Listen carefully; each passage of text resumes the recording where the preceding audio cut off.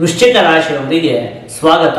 ನಾವು ಈ 2026ನೇ ಸಾಲಿನ ಜುಲೈ ತಿಂಗಳಲ್ಲಿ ನಿಮಗೆ ಏನೇನು ಫಲಗಳು ಪ್ರಾಪ್ತಿಯಾಗುತ್ತೆ ಅಂತ ಹೇಳಿ ಒಂದೊಂದಾಗಿ ನೋಡ್ತಾ ಹೋಗೋಣ. ನೋಡಿ, ಒಂದೇ ವಾಕ್ಯದಲ್ಲಿ ಈ ಒಂದು ಮಾಸದ ಭವಿಷ್ಯವನ್ನು ಹೇಳಬೇಕು ಅಂತ ಹೇಳಿ ಅಂದರೆ ಅನೇಕ ಗ್ರಹಗಳು ಉತ್ತಮವಾಗಿ ಸ್ಥಿತವಾಗಿಲ್ಲ. ಹಾಗಾಗಿ ಅನೇಕ ವಿಧವಾಗಿ ನಿಮಗೆ ಸಮಸ್ಯೆಗಳು ಉಂಟಾಗತ್ತೆ. ಆದರೆ ಗುರುಗ್ರಹ ನಿಮಗೆ ನವಮ ಭಾವದಲ್ಲಿ ಅದರಲ್ಲೂ ಕೂಡ ಉಚ್ಚವಾಗಿ ಸ್ಥಿರವಾಗಿರುವಂಥದ್ದು. ಹಾಗಾಗಿ ನಿಮಗೆ ಸಮಸ್ಯೆಗಳು ಉಂಟಾಗತ್ತೆ. ಆದರೆ ಇನ್ನೇನು ಸಮಸ್ಯೆಗಳು ಮುಂದೇನು ಗೊತ್ತಾಗ್ತಿಲ್ಲ ಅಂತ ಹೇಳುವಂತಹ ಸಂದರ್ಭದಲ್ಲಿ ಆ ಗುರುವಿನ ಅನುಗ್ರಹದಿಂದಾಗಿ ನೀವು ಅದರಿಂದ ತಪ್ಪಿಸ್ಕೊಂಡು ಬಿಡ್ತೀರಿ. ಸಮಸ್ಯೆಗಳು ಉಂಟಾಗತ್ತೆ, ಆದರೆ ನೀವು ಅದರಿಂದ ಹೊರಗಡೆ ಬರುವುದಕ್ಕೂ ಕೂಡ ನಿಮಗೆ ಮಾರ್ಗ ಅಂತ ಹೇಳುವಂಥದ್ದು ಕಾಣುತ್ತೆ. ಹಾಗಾಗಿ ಏನು ಕೂಡ ಯೋಚನೆ ಮಾಡುವಂಥದ್ದು ಬೇಡ ಅಲ್ವಾ. ಕೇವಲ ಸಮಸ್ಯೆಗಳೇ ತುಂಬ ಹೋಗಿದೆ ಅಂದರೆ ಯೋಚನೆ ಮಾಡಬೇಕಿತ್ತು. ಆದರೆ ಏನೇ ಸಮಸ್ಯೆ ಉಂಟಾದರೂ ಕೂಡ ಸಣ್ಣ ಪುಟ್ಟ ಸಮಸ್ಯೆಗಳು ಉಂಟಾಗುತ್ತೆ ಬಿಟ್ಟರೆ ಯಾವುದೇ ದೊಡ್ಡ ಮಟ್ಟಿನ ಸಮಸ್ಯೆ ಅಂತ ಹೇಳುವಂಥದ್ದು ನಿಮಗೆ ಉಂಟಾಗೋದಿಲ್ಲ. ಹಾಗಾದರೆ ಯಾವ ವಿಚಾರಕ್ಕೆ ಸ್ವಲ್ಪ ಜೋಪಾನವಾಗಿರಬೇಕು, ಏನೇನಾಗುತ್ತೆ ಅದನ್ನು ನೋಡ್ತಾ ಹೋಗೋಣ.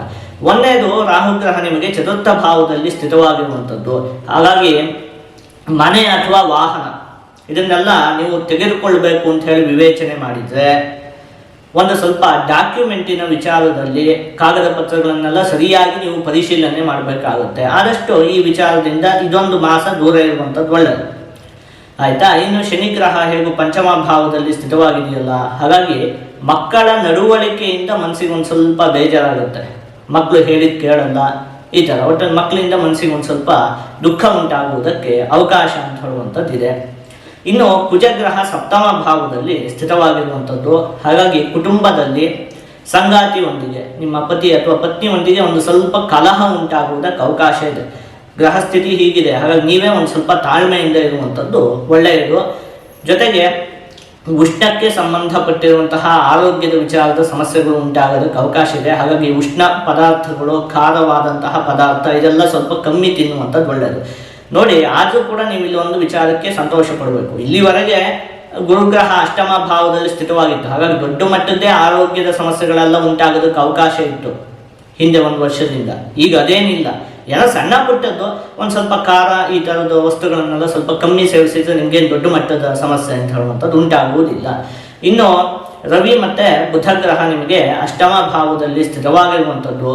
ಹಾಗಾಗಿ ಜ್ಯೋತಿಷ್ಯದ ವಿಚಾರದಲ್ಲಿ ನಿಮಗೆ ಈ ಮಾಸದಲ್ಲಿ ತುಂಬ ಆಸಕ್ತಿ ಉಂಟಾಗುತ್ತೆ. ನೀವೇನಾದರೂ ಅದನ್ನು ಅಧ್ಯಯನ ಮಾಡಿದರೆ ನಿಮಗೆ ತುಂಬ ಪ್ರಸಿದ್ಧಿ ಇತ್ಯಾದಿಗಳು ಕೂಡ ಪ್ರಾಪ್ತಿಯಾಗುತ್ತೆ. ಅಥವಾ ನಿಮ್ಗೆ ಒಟ್ಟಲ್ಲಿ ಆ ವಿಚಾರದಲ್ಲಿ ಆಸಕ್ತಿ ಅಂತ ಹೇಳುವಂಥದ್ದು ಉಂಟಾಗುತ್ತೆ. ಇನ್ನು ಉದ್ಯೋಗದ ಸ್ಥಳದಲ್ಲಿ ಒಂದು ಸ್ವಲ್ಪ ನೀವು ತಾಳ್ಮೆಯನ್ನು ವಹಿಸಬೇಕಾಗುತ್ತೆ. ಒಂದಷ್ಟು ಜನ ಬೇಕು ಅಂತ ಹೇಳಿ ನಿಮ್ಗೆ ಸಿಟ್ಟು ಬರೋ ಹಾಗೆ ಮಾಡ್ತಾರೆ. ಆದರೂ ಕೂಡ ನೀವು ಕೂಗುವುದಕ್ಕೆಲ್ಲ ಹೋಗಬಾರ್ದು, ಆದಷ್ಟು ತಾಳ್ಮೆಯನ್ನು ವಹಿಸಬೇಕಾಗತ್ತೆ. ಇನ್ನು ಬುಧ ಗ್ರಹ ಕೂಡ ಅಲ್ಲೇ ಅಷ್ಟಮ ಭಾವದಲ್ಲಿ ಸ್ಥಿತವಾಗಿರುವಂಥದ್ದು. ಹಾಗಾಗಿ ಉದ್ಯೋಗದ ನಿಮಿತ್ತವಾಗಿ ಒಂದಷ್ಟು ಪ್ರಯಾಣವನ್ನು ಮಾಡುವಂತಹ ಯೋಗ ನಿಮಗಿದೆ. ಆ ಪ್ರಯಾಣದಿಂದ ನಿಮಗೆ ಒಂದಷ್ಟು ಲಾಭ ಅಂತ ಹೇಳುವಂಥದ್ದೇ ಉಂಟಾಗುತ್ತೆ. ಇನ್ನು ಗುರುಗ್ರಹ ಈಗ ನವಮ ಭಾವದಲ್ಲಿ ಸ್ಥಿತವಾಗಿದೆಯಲ್ಲ ಉಚ್ಚವಾಗಿ. ಹಾಗಾಗಿ ಹಿಂದೆನೇ ಹೇಳಿದ್ನಲ್ಲ, ನಿಮಗೆ ಈ ಮಾಸದಲ್ಲಿ ನೋಡಿದ್ವಲ್ಲ ಉಳಿದಂತಹ ಗ್ರಹಗಳ ಸ್ಥಿತಿ ಅಷ್ಟೊಂದು ಇಲ್ಲ. ಹಾಗಾಗಿ ಈ ಥರದ್ದೆಲ್ಲ ಸಮಸ್ಯೆಗಳೆಲ್ಲ ಉಂಟಾಗೋದಕ್ಕೆ ಅವಕಾಶ ಇದ್ದರೂ ಕೂಡ ಯಾವುದೇ ಸಮಸ್ಯೆ ದೊಡ್ಡ ಮಟ್ಟಿಗೆ ನಿಮಗೆ ಉಂಟಾಗೋದಿಲ್ಲ. ನೀವೇನು ಮಾಡಬೇಕು ಅಂದರೆ, ಗುರುಗ್ರಹ ನವಮ ಭಾವದಲ್ಲಿ ಸ್ಥಿತವಾಗಿದೆ, ಪ್ರತಿ ದಿವಸ ವಿಷ್ಣು ಸಹಸ್ರನಾಮ ಓದೋದಾಗಲಿ ಅಥವಾ ಕೇಳೋದಾಗಲಿ ಏನೋ ಒಂದು ಇಟ್ಕೊಂಡ್ಬಿಟ್ರೆ ಆ ಗುರು ನಿಮ್ಮನ್ನು ಕಾಪಾಡ್ತಾನೆ. ಗುರುವಿನ ಅನುಗ್ರಹ ಅಂತ ಹೇಳುವಂಥದ್ದು ನಿಮಗೆ ಪ್ರಾಪ್ತಿ ಆಗುತ್ತೆ. ಗುರುಗ್ರಹ ನವಮ ಭಾವದಲ್ಲಿ ಸ್ಥಿತವಾಗಿದೆಯಲ್ಲ, ಹಾಗಾಗಿ ಏನೇ ಕಷ್ಟ ಬಂದರೂ ಕೂಡ ಅದೆಲ್ಲ ಮಾಯ ಆಗಿ ಹೋಗುತ್ತೆ. ಯಾವುದು ಕೂಡ ದೊಡ್ಡ ಮಟ್ಟಿಗೆ ನಿಮಗೆ ಸಮಸ್ಯೆಯನ್ನು ಉಂಟು ಮಾಡುವುದಿಲ್ಲ. ಯಾಕಂದರೆ ಇದೆಲ್ಲ ಹೀಗಿದ್ರೂ ಕೂಡ ಗುರುಗ್ರಹ ಉತ್ತಮವಾಗಿ ಸ್ಥಿತವಾಗಿರೋದ್ರಿಂದಾಗಿ ನೀವು ಉಳಿದಂತಹ ಯಾವ ವಿಚಾರಕ್ಕೂ ಕೂಡ ಹೆಚ್ಚಿಗೆ ತಲೆ ಕೆಡಿಸಿಕೊಳ್ಳುವಂಥದ್ದು ಬೇಡ. ಒಂದು ವಿಚಾರ, ಒಂದು ಸ್ವಲ್ಪ ವಿಷ್ಣು ಸಹಸ್ರನಾಮವನ್ನು ಓದುವಂಥದ್ದು, ಕೇಳುವಂಥದ್ದು, ಇಂಥದ್ದು ಒಂದು ಇಟ್ಕೊಂಡ್ರೆ ಸಾಕಾಗುತ್ತೆ. ಇನ್ನು ಸಂತಾನವನ್ನು ಅಪೇಕ್ಷೆ ಪಡ್ತಿರುವಂತಹ ವ್ಯಕ್ತಿಗಳಿಗೆ, ದಂಪತಿಗಳಿಗೆ ಈ ಒಂದು ಮಾಸ ಅತ್ಯಂತ ಉತ್ತಮವಾಗಿದೆ. ಹಾಗೆ ವಿದೇಶಕ್ಕೆ ಹೋಗಲು ಬಯಸ್ತಾ ಇರುವಂಥವರು ಅಥವಾ ವಿದೇಶದಲ್ಲಿ ವಿದ್ಯಾಭ್ಯಾಸವನ್ನು ಮಾಡಬೇಕು ಅಂತ ಹೇಳಿ ಅಂದುಕೊಂಡಿರುವಂತಹ ವಿದ್ಯಾರ್ಥಿಗಳಿಗೂ ಕೂಡ ಈ ಸಮಯ ಅತ್ಯಂತ ಉತ್ತಮವಾಗಿದೆ. ಇನ್ನು ಶುಕ್ರಗ್ರಹ ದಶಮ ಭಾವದಲ್ಲಿ ಸ್ಥಿತವಾಗಿರೋದ್ರಿಂದಾಗಿ ಜನರಿಂದ ನಿಮಗೆ ಒಂದು ಸ್ವಲ್ಪ ಗೌರವ ಅಂತ ಹೇಳುವಂಥದ್ದು ಕೂಡ ಪ್ರಾಪ್ತಿಯಾಗುತ್ತೆ. ಅಲ್ಲೇ ಕೇತುಗ್ರಹದ ಸ್ಥಿತಿಯು ಕೂಡ ಇರುವಂಥದ್ದು. ಹಾಗಾಗಿ ಈ ಹಿಂದೆನೇ ಹೇಳಿದಾಗೆ ಉದ್ಯೋಗದ ಸ್ಥಳದಲ್ಲಿ ಸ್ವಲ್ಪ ತಾಳ್ಮೆ ಬೇಕು. ಕೆಲವೊಂದಷ್ಟು ಗಲಾಟೆಗಳು ಉಂಟಾಗೋದಕ್ಕೆ ಅವಕಾಶ ಇದೆ. ಬೇಕು ಅಂತಲೇ ಜನ ಸುಮ್ಮನೆ ಗಲಾಟೆ ಮಾಡೋದಕ್ಕೆ ನೋಡ್ತಾರೆ. ಆದರೆ ನೀವೇ ಆದಷ್ಟು ತಾಳ್ಮೆ ವಹಿಸಿ ವ್ಯವಹಾರ ಮಾಡಬೇಕಾಗತ್ತೆ ಉದ್ಯೋಗದ ಜಾಗದಲ್ಲಿ. ಮತ್ತೆ ಈ ಹೇಳಿದ್ನಲ್ಲ ಸಮಸ್ಯೆಗಳಿದಾವೆ, ಉಳಿದಂತಹ ಗ್ರಹಗಳ ಅನುಗ್ರಹ ಅಂತ ಹೇಳೋದು ಇಲ್ಲ ನಿಮ್ಗೆ ಈ ಮಾಸದಲ್ಲಿ. ಆದರೆ ಗುರುಗ್ರಹದ ಸಂಪೂರ್ಣವಾದ ಅನುಗ್ರಹ ಅಂತ ಹೇಳೋದು ನಿಮ್ಮ ಮೇಲೆ ಇರೋದ್ರಿಂದಾಗಿ ನೀವು ಯಾವುದಕ್ಕೂ ಕೂಡ ಯೋಚನೆ ಮಾಡೋದೇ ಬೇಡ. ಸಮಸ್ಯೆಗಳು ಉಂಟಾದರೂ ಕೂಡ ಹೇಗೆ ಅವು ಉಂಟಾಗ್ತವೋ ಹಾಗೆ ಅವು ಮಾಯ ಆಗಿ ಹೋಗ್ತವೆ. ನೀವು ಯಾವುದಕ್ಕೂ ಕೂಡ ಯೋಚನೆ ಮಾಡುವಂತಹ ಅವಶ್ಯಕತೆ ಇಲ್ಲ.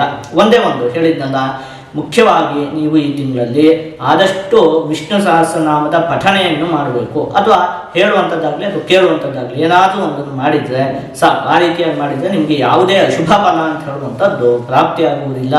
ಜೊತೆಗೆ ಎಲ್ಲ ಶುಭ ಫಲಗಳು ಕೂಡ ಸಂಪೂರ್ಣವಾಗಿ ಪ್ರಾಪ್ತಿಯಾಗುತ್ತೆ.